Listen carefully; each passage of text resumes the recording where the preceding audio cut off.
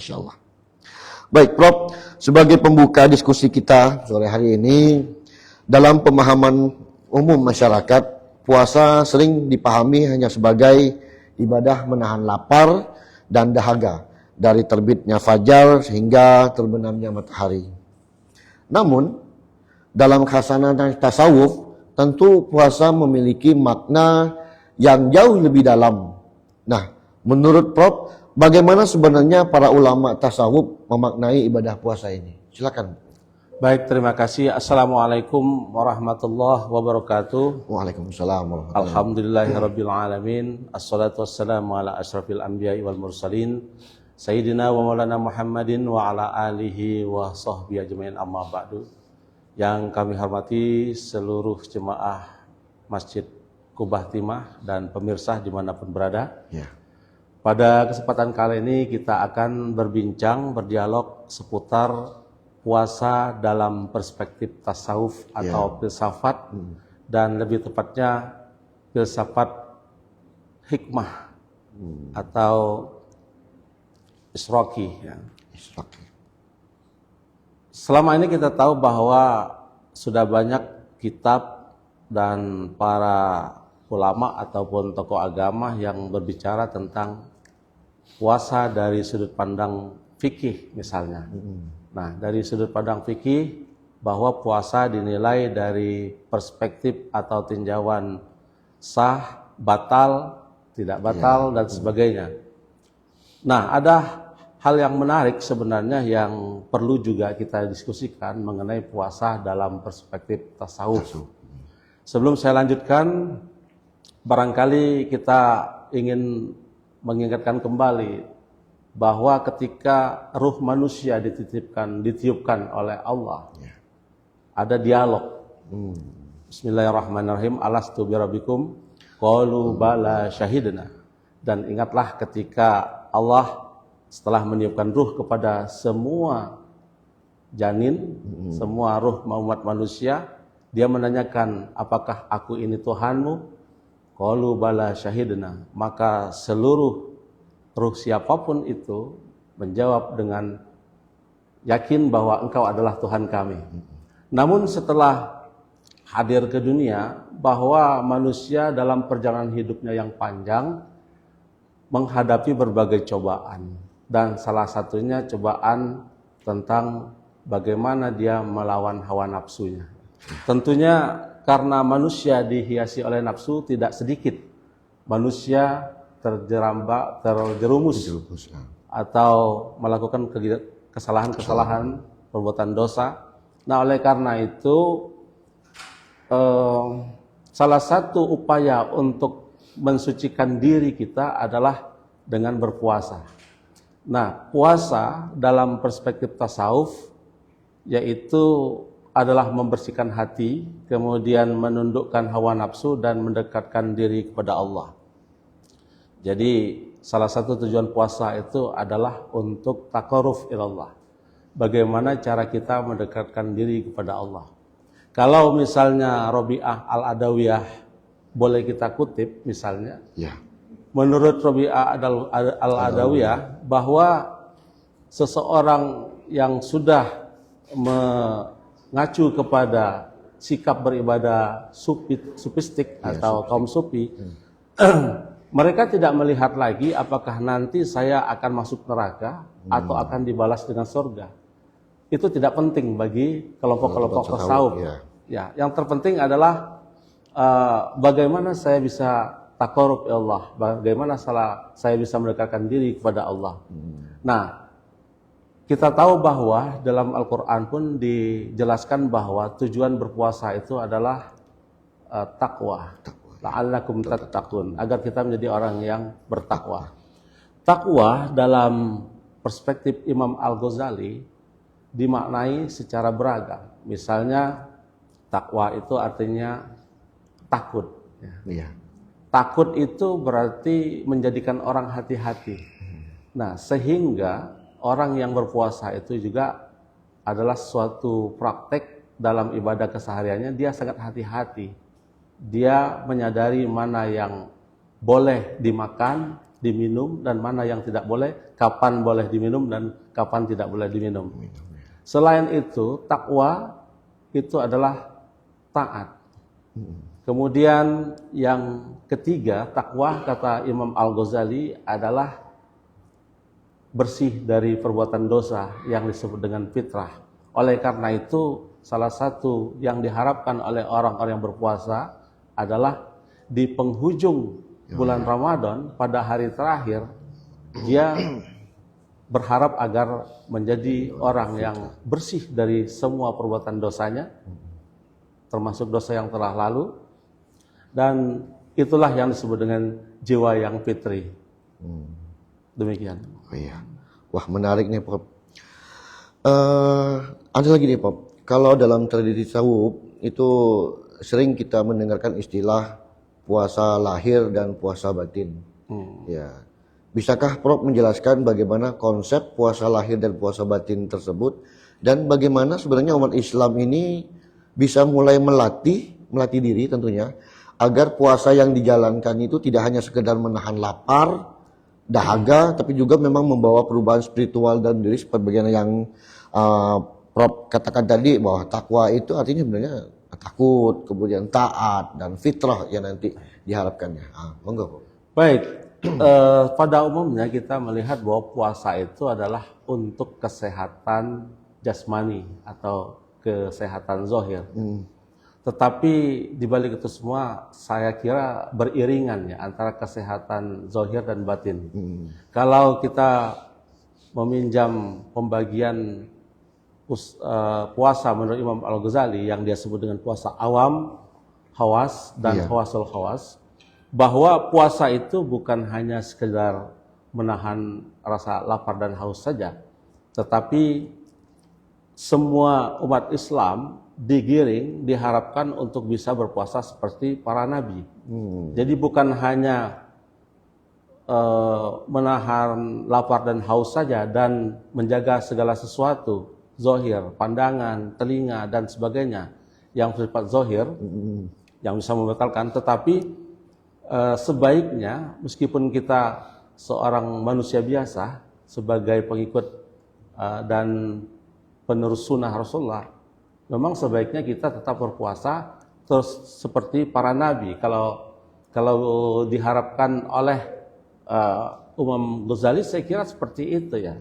Anggap saja pesan ini bukan hanya diamanahkan kepada Nabi Muhammad, tapi kepada kita yang sebagai pengikutnya, bahwa kita bagaimana caranya bisa berpuasa, hati terus zikrullah.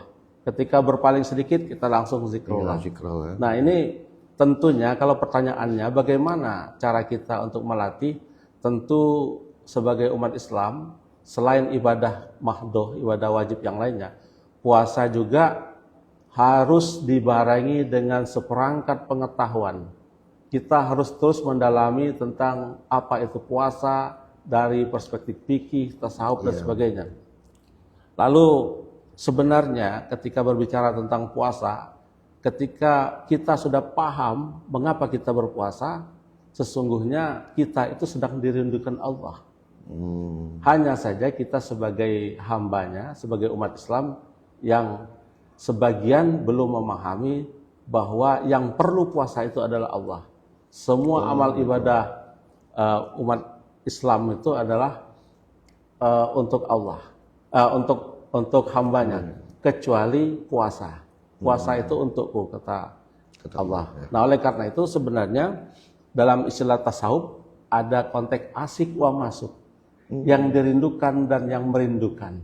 Nah, oleh karena itu bagaimana cara kita melatih diri agar bisa menjadi puasa yang bisa berada di tingkat, katakanlah di atas hawas, maka kita perlu pengetahuan dan pemahaman tentang bahwa puasa itu adalah pengendalian diri, dan juga kita sedang berupaya untuk mensucikan diri kita. Karena kita yakin bahwa Allah yang maha suci itu tidak bakalan, tidak mungkin dihampiri, didekati dengan jiwa yang kotor.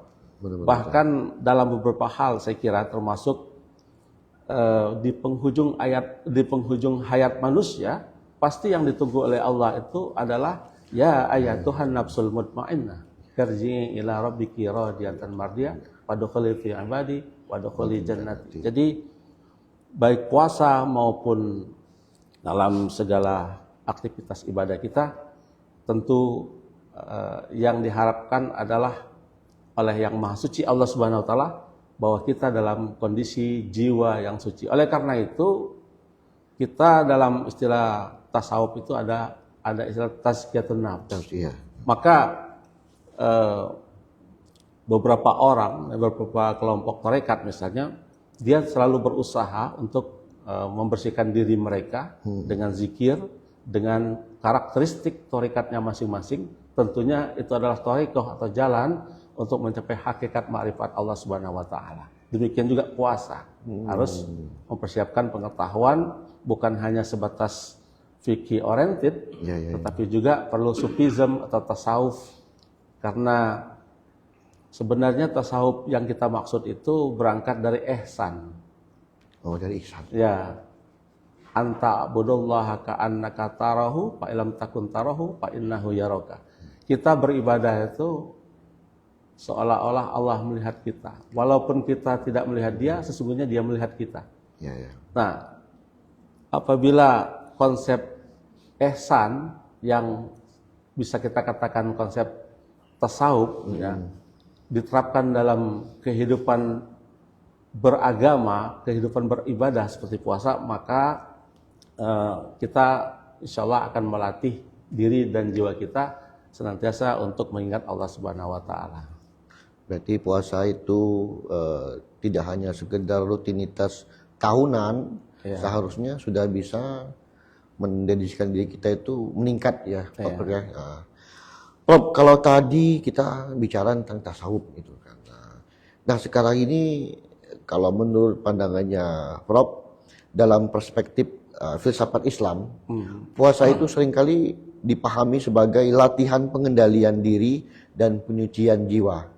Nah, menurut Prof sendiri, bagaimana puasa itu sebenarnya dapat membentuk karakter manusia, kemudian terutama dalam mengendalikan hawa nafsunya dan meningkatkan kesadaran spiritualnya?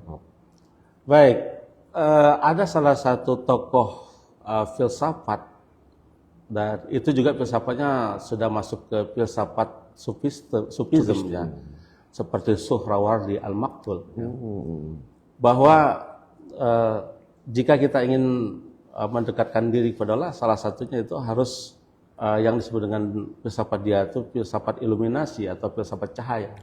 Jadi yang diharapkan itu cahaya Allah, ridho Allah bisa kita rasakan, bisa dilakukan semacam riadoh, sehingga ketika kita sudah terbiasa untuk tazkiyatun nafs ataupun memohon kepada Allah dengan membersihkan hati ya, maka dalam konteks filsafat Suhrawardi misalnya, yang diharapkan itu adalah kita mendapatkan cahaya ilahi ya.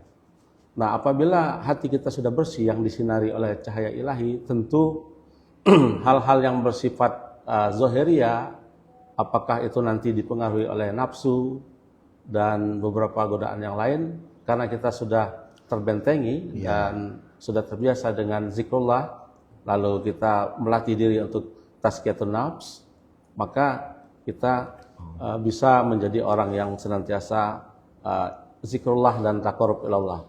Dan yang menarik lagi bahwa Plato itu seorang filosof yang jauh, kurang lebih hampir 1000 tahun sebelum Nabi Muhammad lahir, itu juga sudah menganjurkan ketika kita punya problem, punya masalah, maka disarankan oleh Plato itu berpuasa. Iya. Inilah hikmah. Hikmah itu bisa disebarkan, diberikan oleh Allah kepada siapapun dan dimanapun.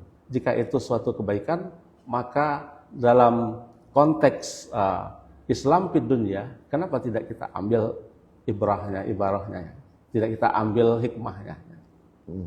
Kalau menurut Prof nih, di bulan Ramadan kan ada satu hari, satu malam yang luar biasa nih. Dan umumnya biasanya orang para tasawuf atau sufistik itu biasanya senang dari mengejar hal seperti itu. Untuk orang awam kita ini, apakah kita bisa mengejarkan Lailatul Qadar? Tapi bagaimana menurut Prof dilihat dari tasawuf maupun filsafat pemikiran Islam sendiri? Ya sebenarnya apapun nanti ibadahnya, apakah menjemput Lailatul Qadar ataupun yang lainnya, saya kira tasawuf mengajarkan secara sederhananya tasawuf itu adalah agama hati. Ya. Jadi dalam tasawuf itu katakanlah misalnya Imam Qushairi, tujuan berpuasa itu kata Imam Qushairi adalah takwa. Ya, pertama ta itu bisa berarti tawakal. Kita harus tawakal kepada Allah, harus tahan uji coba, tahan banting dan tahan berbagai tantangan-rintangan. Lalu ada qanaah. Ya. Qanaah juga. Qanaah itu bahasa sederhananya kita ikhlas, bersedia menerima apa yang telah kita upayakan, lalu dikasih berapa, dikasih apa, dan demikian juga dalam konteks ibadah. Nah, wawnya itu adalah waro. Jadi biasanya orang-orang sufi ini selalu waro. Ya. Dan kemudian yang berikutnya adalah yakin. Jadi bagaimanapun kita harus yakin bahwa kita itu betul-betul ada yang menciptakan, ada yang memberi perlindungan dan sebagainya. Nah sebenarnya puasa juga sebagai wujud terima kasih kita kepada Tuhan. Dan kita diminta untuk meneladani Tuhan, ya. Allahus Somad, As-Somadiyah. Allah itu tidak makan, ya. Allah itu tidak makan. Jadi sebagai hamba, ya, sebagai manusia, tentu kita harus meniru sifat-sifat Tuhan. Artinya bahwa selain dalam konteks dalam sudut pandang sufistik, kita juga bisa merasakan bagaimana pedihnya, bagaimana laparnya dan hausnya orang-orang yang miskin, orang yang merasa kekurangan. Nah demikian juga bahwa Tuhan itu harus kita teladani, walaupun dalam konteks laisa kamitslihi syai'un, tidak mungkin serupa dengan makhluk. Baik, sahabat Masjid Agung Qubaytimah, kami juga membuka kesempatan bagi jamaah atau pemirsa yang ingin bertanya langsung pada narasumber kita. Bagi pemirsa di mana berada yang ingin mengajukan pertanyaan, silakan tuliskan di kolom komentar Facebook Masjid Agung Qubaytimah, atau juga bisa mengirimkan pertanyaan melalui WhatsApp di nomor 0822 8077 5359. Nanti insya Allah kita akan sampaikan langsung dan kita bacakan dalam sesi tanya jawab bersama Prof. Irawan. Baik Prof, pertanyaan berikutnya Prof. Tasawuf dalam puasa itu dapat membersihkan hati seperti yang Prof sampaikan tadi. Sebenarnya puasa yang seperti apa sih yang dapat membantu seseorang membersihkan penyakit hati seperti iri, sombong, dan amarah? Padahal dalam kenyataannya puasalah gati, bahasa bangkainya kan. Kemudian zakat, bayar, dan sebagainya sudah. Hajilah berapa kali. Tapi penyakit hati seperti iri, sombong, dan amarah itu pasti selalu ada dalam jiwa manusia. Nah, puasa yang seperti apa sih Prof sebenarnya Prof? Iya, memang saya kembali ke pertanyaan tadi ya, misalnya makna puasa secara lahir dan batin tadi ya, dalam perspektif tasawuf, bahwa di dalam diri manusia itu ada anggota tubuh yang zohir seperti lidah, telinga, mata. Nah kadang mata bisa melihat hal-hal yang tidak diperbolehkan, kemudian lidah bisa mengucapkan hal-hal yang dilarang, atau berkata tidak jujur, bohong, dan sebagainya. Tetapi semuanya itulah lidah, mata, kemudian anggota tubuh yang lain, sebenarnya pusatnya adalah di hati. Nah oleh karena itu dalam konteks tasawuf beberapa sufi mendidik kita atau memberikan edukasi kepada kita bahwa hati itu adalah sumber segala sesuatu gerak tubuh kita, baik dalam kondisi bulan Ramadan puasa ataupun tidak. istakti kolbak. Jadi hampir setiap keputusan kebijakan yang akan kita buat, nah dalam konteks tasawuf kita selalu digiring untuk menanyakan kepada hati kita. Dan hati selanjutnya bisa berkoordinasi dengan anggota tubuh yang lain, tentu dibarengi atau dibantu oleh pengetahuan, terutama pengetahuan agama oleh setiap individu. Jadi walaupun sebagus apapun, hati tidak akan bagus ketika pemahaman dan pendidikan kita, termasuk akhlak, etika, adab kita tidak mencerminkan sesuatu yang sesuai menurut ajaran Islam. Maka kapanpun anggota-anggota tubuh yang zahir itu akan tidak terdidik dengan baik. Ya. Jadi sekali lagi puasa tasawuf itu adalah puasa hati. Puasa hati. Prof, wah ini luar biasa pertanyaan Prof. Sebenarnya saya pengen, kayaknya waktu 30 menit udah cukup Prof gitu kan. Kalau bukunya mau berapa jilid mau belajar gitu. Prof, sebagai penutup nih Prof, di tengah kehidupan modern yang penuh kesibukan seperti sekarang, ini bagaimana generasi muda dapat memahami dan menghayati makna puasa secara lebih mendalam seperti yang diajarkan dalam tasawuf dan filsafat Islam, sekaligus nanti Prof langsung closing gitu. Siap. Jadi sebenarnya ada makomat-makomat. Jadi sebelum masuk ke puasanya ada makomat-makomat atau stasiun-stasiun, langkah-langkah yang harus dilakukan oleh orang-orang yang mau masuk ke dunia sufi, misalnya dari taubat, kemudian zikir, lalu kalau dalam fikih itu kan toharoh, kalau dalam tasawuf itu taubat, kemudian zikir, dan juga banyak makom-makom yang bisa dilalui, termasuk qanaah, syukur ya.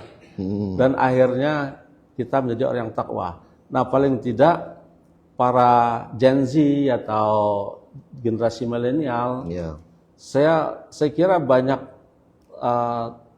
tontonan yang bisa menjadi tuntunan ya di berbagai media sosial. Betul. Ketika aja misalnya tasawuf medsos, nah itu ada beberapa teman juga yang mengupload itu bagaimana cara Gen Z generasi milenial belajar untuk hidup di tengah keramaian hiruk-pikuk yang serba teknologi ini bisa berperilaku seperti sufistik. Nah, salah satunya adalah harus memperdalam, ya katakanlah apa itu tasawuf, kemudian bagaimana mengelola hati menjadi orang yang bisa masuk ke ruang lingkup tasawuf. Gitu. Baik. Ada closing atau statement sebelum ditutup? Ya, baik Bapak Ibu jemaah Masjid Qubatimah yang berbahagia dan para soimin dan soimat yang berbahagia, materi kita hari ini adalah tentang puasa dalam perspektif tasawuf. Ini adalah penjelasan lain, walaupun sudah banyak didiskusikan oleh para ulama, tokoh agama dan sebagainya, tetapi yang ingin kita tegaskan bahwa puasa itu tidak hanya dari perspektif fikih. Kita tidak berbicara tentang batal, sah dan tidaknya. Tetapi mari kita ajak hati kita untuk senantiasa zikrullah dan taqarrub ilallah, dekat kepada Allah, tazkiyatun nafs, penyucian jiwa, agar kita senantiasa menjadi orang yang senantiasa mendapatkan ridho dari Allah Subhanahu wa taala. Amin. Baik, terima kasih banyak nih Prof. Dr. Irawan MSI atas ilmu dan penyerahan yang sangat berharga pada live tazkirah Masjid Agung Qubatimah kali ini. Semoga apa yang disampaikan dapat menambah pemahaman bahwa puasa bukan hanya sekedar ibadah menahan lapar dan dahaga, tapi juga latihan spiritual, Pak Prof ya, untuk membersihkan hati, mengendalikan hawa nafsu dan mendekatkan diri kepada Allah Subhanahu wa taala. Terima kasih juga kami sampaikan kepada sahabat Masjid Agung Qubatimah yang telah mengikuti siaran ini serta berpartisipasi melalui komentar dan pertanyaan. Semoga perjumpaan kita membawa keberkahan bagi kita semua, dan alhamdulillah kegiatan ini juga disponsori oleh Bank Sumsel Babel Syariah dan Lajismu Bangka Belitung. Saya selaku host mohon undur diri. Wassalamualaikum warahmatullahi wabarakatuh. Waalaikumsalam. Dan alhamdulillah insyaallah setelah ini kita akan mendengarkan pembacaan kalam ilahi yang akan disampaikan oleh Abian, dan sebelumnya kita akan menyaksikan terlebih dahulu penyerahan secara simbolis kartu ataupun plakat BPJS yang akan disampaikan oleh teman-teman dari BPJS Bangka Belitung ya. Ya, tenaga kerja guys. Prof, terima kasih banyak nih, Prof. Terima kasih banyak. Tetap kita di sini.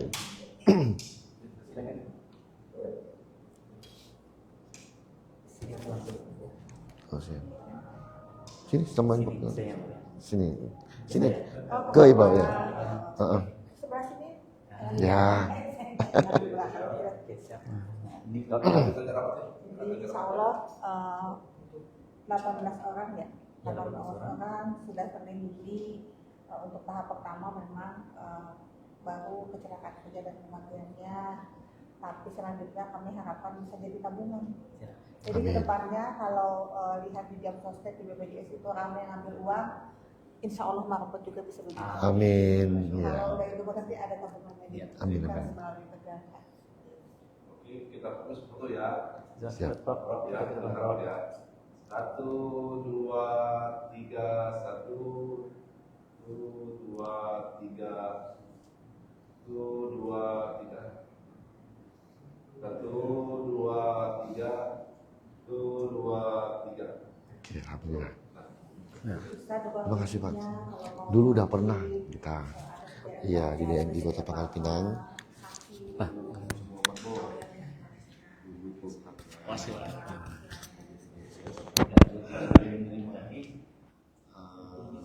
Sempat kita berdebat itu, cuman kurang efektif karena waktu itu dari BPJS sosialisasi karena tanyakan pembayarannya nih, ya awalnya dibantu 10.000, terus kami mau bagaimana karena ada beberapa teman mau bayar tapi bisa. Terus akhirnya kartunya kan tidak aktif lagi. Tapi ini udah mati jadi ya betul. Insya Allah Pak.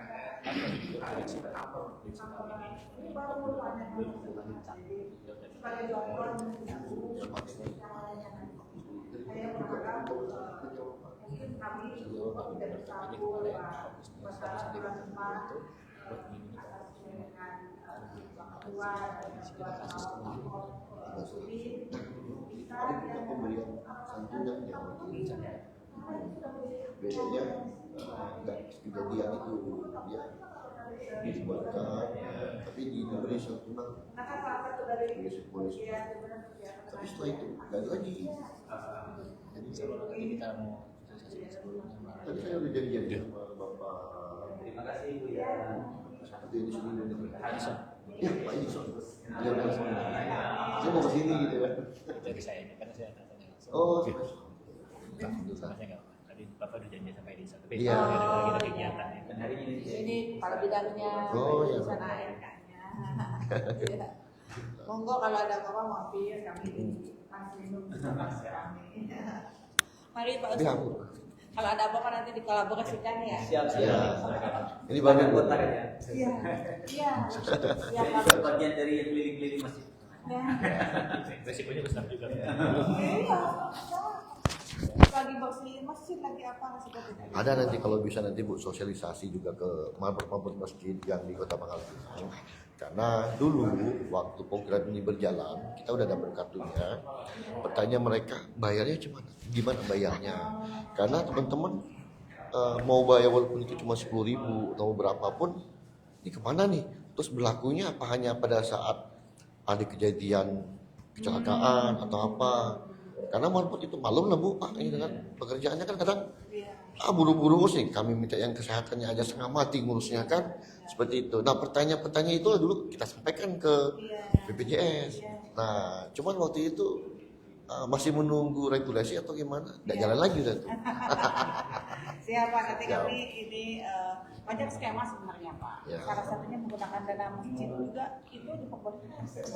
Nah ngomong-ngomong masalah dari masjid, pernah juga kita sampaikan pada waktu itu nggak semudah yang diucapkan. Okay. Kenapa? Contohnya begini, anggaplah saya marbot, saya minta jatah di masjid sesuai ini, ada upahnya kan. Nah marbot itu nggak mau dipotong. Satu, yang kedua kalau ditambah akan membuat iri dengan pengurus yang lainnya. Nah hal inilah jadi semoga ke depan kita jadi boleh makanya Jadi gini, masjid di Pangkal Pinang ini kan luar biasa banyaknya. Pemikirannya kan ada yang kategorinya, ada yang bos-bos, ada yang tapi kan sebenarnya itu sangat membantu bukan ke bapak-bapak yang udah ASN atau yang bos-bosnya yang kebetulan bos masjid, tapi buat yang memang gawenya bersih-bersih itu. Nah, ke merekanya yang susah.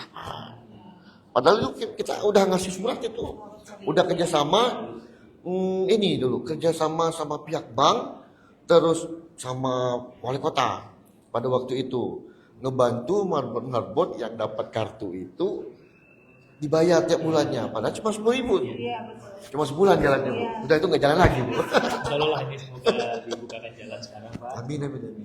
Permudah teman-teman Iya. Insya Allah minimal Kota Pangkal Pinang dulu terlindungi imam, muadzin, Iya.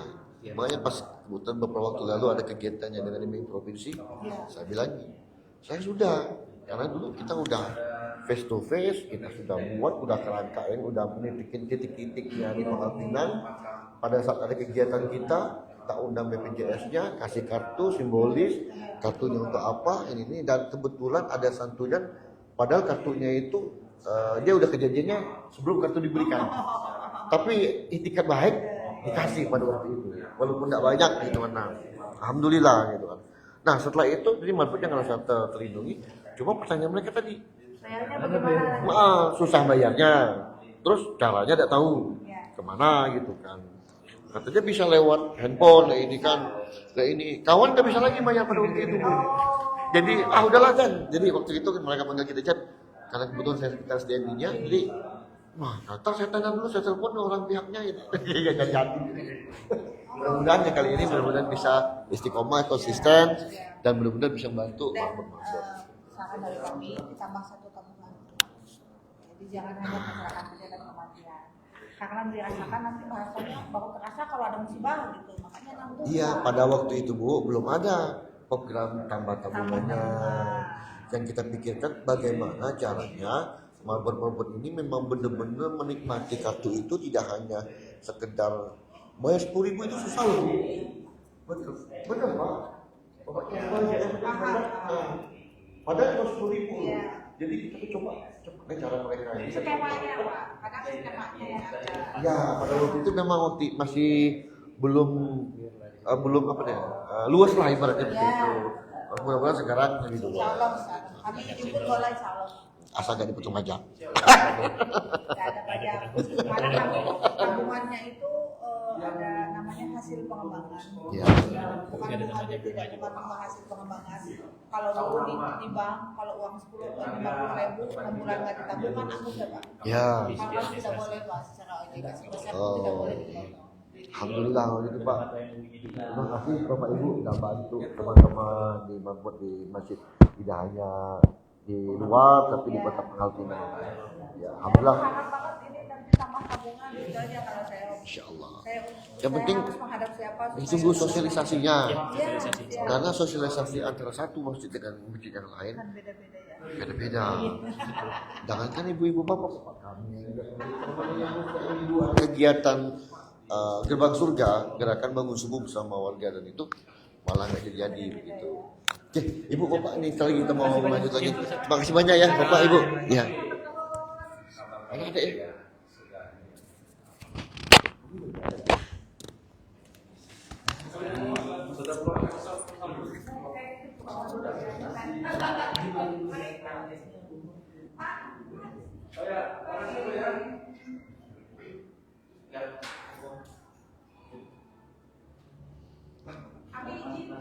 السلام عليكم ورحمة الله وبركاته. أعوذ بالله من الشيطان الرجيم.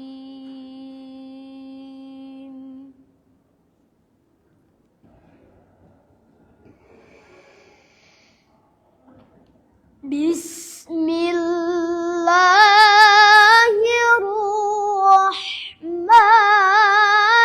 الرحيم.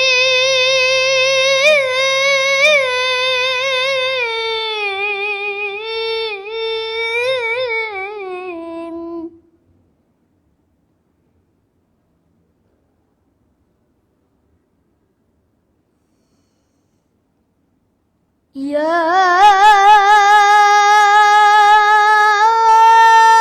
أيها الذين آمنوا كتب عليكم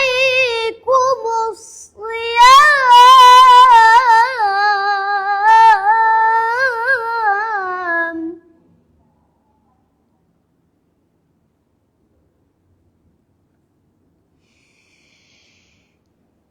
كتب عليكم الصيام كما كتب على الذين من قبلكم لعلكم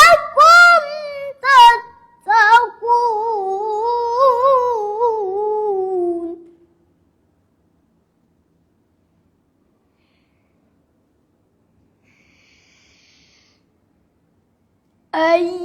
أياما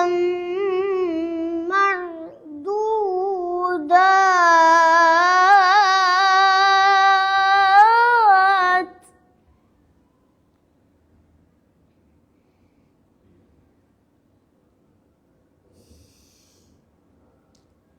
فمن كان منكم مريضا أو على سفر فعدة من أيام أخر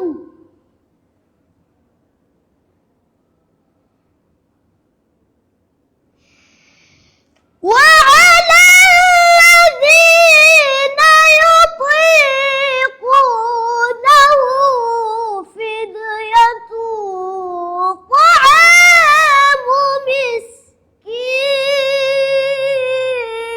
مسكين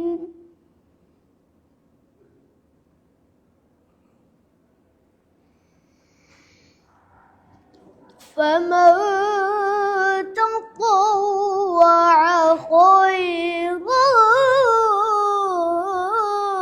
فهو خير له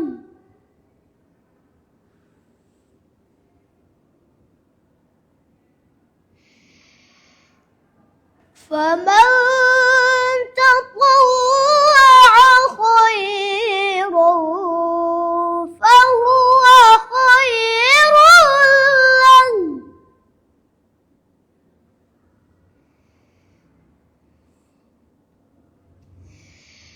وأن تصوموا خير لكم إن كنتم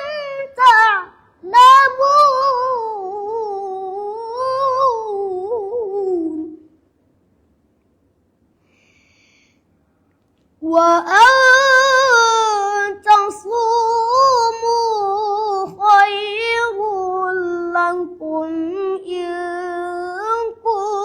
كنتم تعلمون